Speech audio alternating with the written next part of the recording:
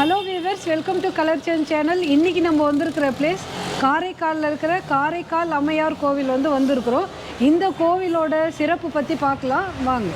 இன்றைய காணொளியில் நாம் புனித பூமியாக விளங்கும் காரைக்காலில் உள்ள காரைக்கால் அம்மையார் கோவிலையும் அதனை சுற்றியுள்ள ஆன்மீக வரலாற்றையும் மாங்கனி திருவிழா 2025 பற்றியும் விரிவாக பார்க்க போகிறோம். ஒவ்வொரு ஆண்டும் ஆனி மாதம் பௌர்ணமி தினத்தன்று மாங்கனி திருவிழா இங்கே கோலாகலமாக கொண்டாடப்படும். இந்த ஆண்டு மாங்கனி திருவிழா ஜூலை 10 அன்று நடைபெறவிருக்கிறது. இது ஆன்மீகம் மட்டுமல்ல, பாரம்பரியம் நிறைந்த ஒரு வைபவம் ஆகும். புதுச்சேரி யூனியன் பிரதேசத்தில் உள்ள காரைக்காலில் அமைந்துள்ள காரைக்கால் அம்மையார் கோவில் தமிழர்களின் ஆன்மீக வாழ்க்கையின் மிகப்பெரிய அடையாளமாக விளங்குகிறது. முற்காலத்தில் காரைவனம் எனப்பட்ட மாநகர் தற்போது காரைக்கால் என்று அழைக்கப்படுகிறது. இந்நகரில் காரைக்கால் அம்மையார் தனதத்தன் தர்மவதி தம்பதியருக்கு மகளாக பிறந்தார். இவரது இயற்பெயர் புனிதவதி. புனிதவதி சிவ வழிபாட்டில் ஈடுபாடு கொண்ட வணிக குடும்பத்தில் பிறந்தார். சிறு வயதில் இருந்தே சிவபெருமான் மீது ஆழ்ந்த பக்தி கொண்டவராக இருந்தார். புனிதவதி அனுதினமும் சிவபெருமானுக்கு சிவபூஜை செய்து ஒரு சிவனடியாருக்கு அமுது படைத்த பிறகுதான் தன்னுடைய பூஜையை முடிப்பார். 63 நாயன்மார்களுள் 3 பெண்கள் உள்ளனர். காரைக்கால் அம்மையார், மங்கையர்க்கரசி மற்றும் இசை ஞானியார். இவர்களுள் காரைக்கால் அம்மையார் மிகவும் சிறப்பான இடத்தை பெற்றுள்ளார். இவர் இறைவனை துதிப்பதற்கென்றே பேய் உருவம் வேண்டி பெற்றவர். ஆதியும் அந்தமும் இல்லா இறைவனால் அன்புடன் அம்மையே என்று அழைக்கப்பட்டவர்.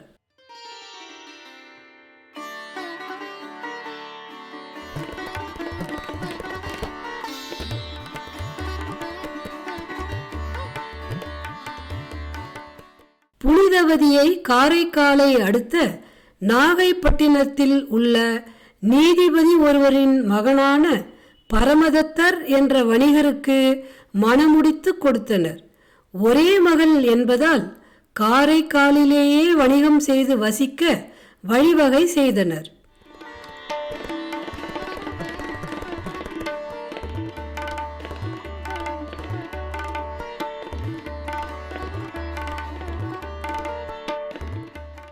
ஒரு சமயம் பரமதத்தன் தனது கடையில் இருந்தபோது மாங்கனி வியாபாரி ஒருவர் தனது வீட்டுத் தோட்டத்தில் காய்த்த 2 மாங்கனிகளை கொண்டு வந்து பரமதத்தரிடம் கொடுத்தார். அக்கனிகளை பெற்ற பரமதத்தர் அதனை தன் வீட்டிற்கு அனுப்பி வைத்தார்.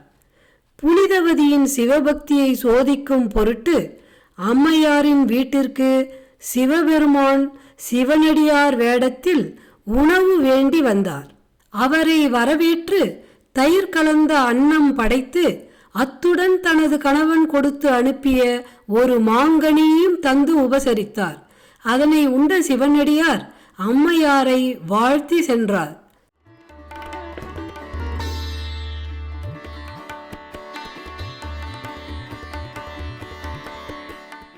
பின்னர் மதிய உணவிற்கு வீட்டிற்கு வந்த பரமதத்தருக்கு பல வகையான பதார்த்தங்களுடன் அன்னம் பரிமாறிய அம்மையார் மீதமிருந்த ஒரு மாங்கனியை அவருக்கு வைத்தார்.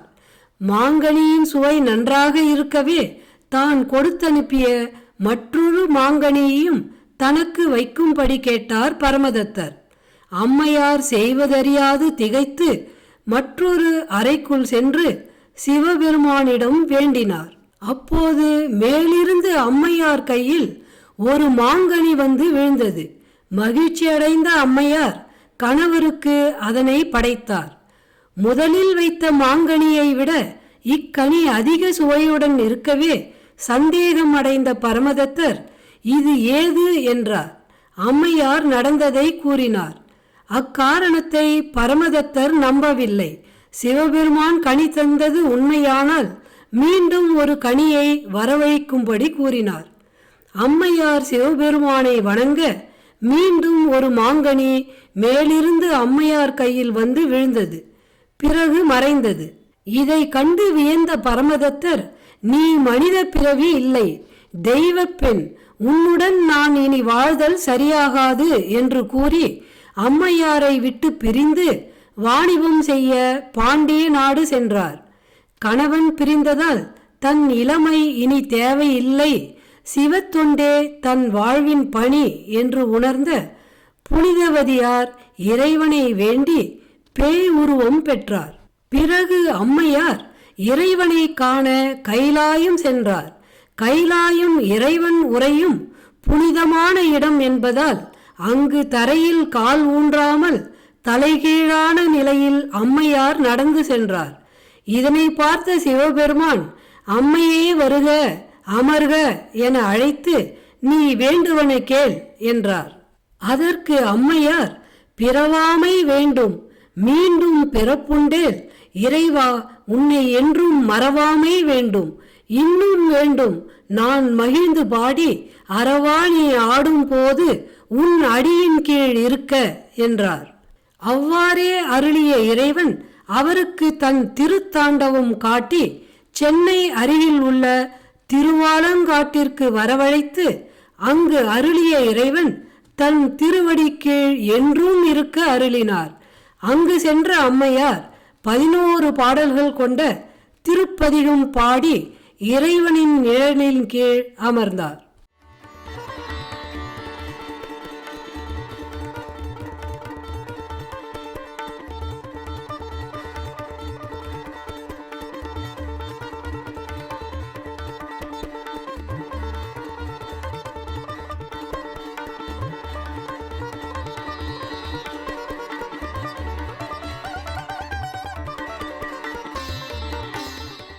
இறைவனே அம்மையாரை அமர சொல்லியதால் 63 நாயன்மார்களில் அம்மையார் ஒருவர் மட்டுமே அமர்ந்த கோலத்தில் காட்சி தருகிறார்.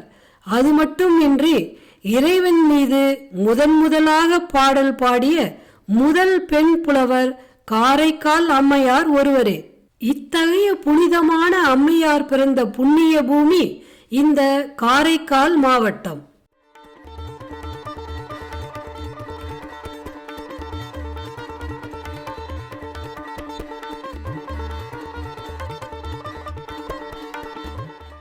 உலகிலேயே சிவபெருமான் அமர்ந்து அமுது உண்ட ஒரே இடம் காரைக்கால் அம்மையார் இல்லத்தில் மட்டுமே.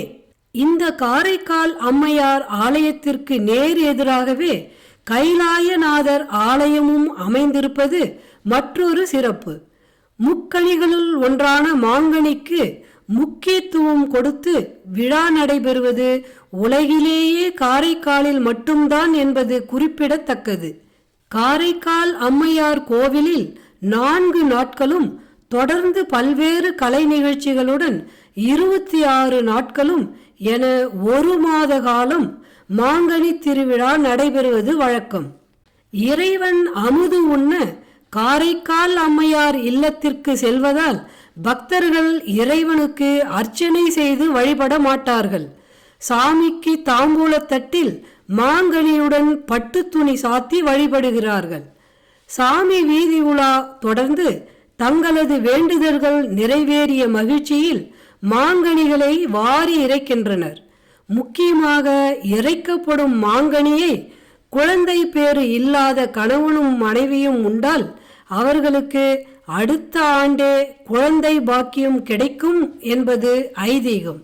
மாங்கனி திருவிழாவின் 3ஆம் நாள் மாலையில் பிச்சாண்டவர் வீதி உலா முடிந்து அம்மையார் கோவிலை வந்தடையும் போது புனிதவதி தாயார் பிச்சாண்டவ மூர்த்தியை எதிர் சென்று அழைத்து வந்து மாங்கனியுடன் தயிர் சாதத்தை அமுது படைக்கும் நிகழ்ச்சி நடைபெறும். மாங்கனி திருவிழா 2025ஆம் வருடம் ஜூன் மாதம் 16ஆம் தேதி திங்கட்கிழமை அன்று மாங்கனி திருவிழாவிற்கான பந்தக்கால் முகூர்த்தத்துடன் ஆரம்பமானது. ஜூலை மாதம் 8ஆம் தேதி ஆனி 24ஆம் தேதி செவ்வாய்க்கிழமை அன்று மாப்பிள்ளை அழைப்பும், ஜூலை 9ஆம் தேதி ஆணி 25ஆம் தேதி புதன்கிழமை அன்று காரைக்கால் அம்மையார் பரமதத்தர் திருக்கல்யாண நிகழ்வு நடைபெற உள்ளது. அன்று மாலை பிச்சாண்டவர் வெள்ளை சாற்றி புறப்பாடு. ஜூலை 10ஆம் தேதி ஆணி 26ஆம் தேதி வியாழக்கிழமை அன்று பவளக்கால் சப்பரத்தில் பிச்சாண்டவர் அம்மையார் கோவிலுக்கு அமுது படையலுக்கு எழுந்தருளும் வகையில் வீதியுலா புறப்பாடு நடைபெற உள்ளது. அப்போது மாங்கனி இறைக்கக்கூடிய நிகழ்வு நடைபெற உள்ளது. அன்று இரவு அமுது படையல் நிகழ்வு நடைபெற உள்ளது. ஜூலை 11ஆம் தேதி ஆணி 27ஆம் தேதி வெள்ளிக்கிழமை அன்று அம்மையாருக்கு சிவபெருமான் காட்சி கொடுக்கக்கூடிய நிகழ்வு நடைபெற உள்ளது. காரைக்கால் இது புதுச்சேரி யூனியன் பிரதேசத்தின் ஒரு முக்கியமான பகுதி. சென்னைக்கு தெற்கே 300 கிலோமீட்டர் தொலைவில், புதுச்சேரியிலிருந்து சுமார் 135 கிலோமீட்டர் தொலைவில் தமிழ்நாட்டின் நாகப்பட்டினம் மற்றும் திருவாரூர் மாவட்டங்களால் சூழப்பட்டுள்ளது. சென்னை, திருச்சி, நாகப்பட்டினம், திருவாரூர் போன்ற நகரங்களில் இருந்து காரைக்காலுக்கு நேரடி பஸ்கள் கிடைக்கின்றன. மத்திய அரசு ரூபாய் 11,000 கோடி மதிப்பீட்டில் புதுச்சேரி முதல் காரைக்கால் வரை புதிய உயர்தர 4 வழி சாலை அமைத்து வருகின்றது. அதனால் தனியார் வாகனங்களில் சுலபமாக செல்லலாம். காரைக்கால் ரயில் நிலையம் வரை நேரடி ரயில்கள் இயக்கப்படுகின்றன. சென்னை, திருச்சி, மைசூர் உள்ளிட்ட இடங்களில் இருந்து பாஸ்ட் மெயில் மற்றும் எக்ஸ்பிரஸ் ரயில்கள் ஓடுகின்றன. அருகில் உள்ள விமான நிலையங்கள் திருச்சி 160 கிலோமீட்டர், புதுச்சேரி 135 கிலோமீட்டர். இங்கிருந்து காரைக்காலுக்கு பஸ், டாக்ஸி அல்லது ரயில் மூலம் செல்லலாம். காரைக்கால் அம்மையார் கோவில் காரைக்கால் நகர மையத்தில் அமைந்துள்ளது. பேருந்து நிலையம் மற்றும் ரயில் நிலையத்தில் இருந்து 10 நிமிடங்களில் எளிதாக சென்று விடலாம். இந்த வீடியோ உங்களுக்கு பிடிச்சிருந்ததுன்னா லைக் பண்ணுங்கள், கமெண்ட் பண்ணுங்கள், ஷேர் பண்ணுங்கள். மறக்காமல் நம்ம சேனலை சப்ஸ்கிரைப் பண்ணிவிடுங்க. பாய் வியூவர்ஸ்.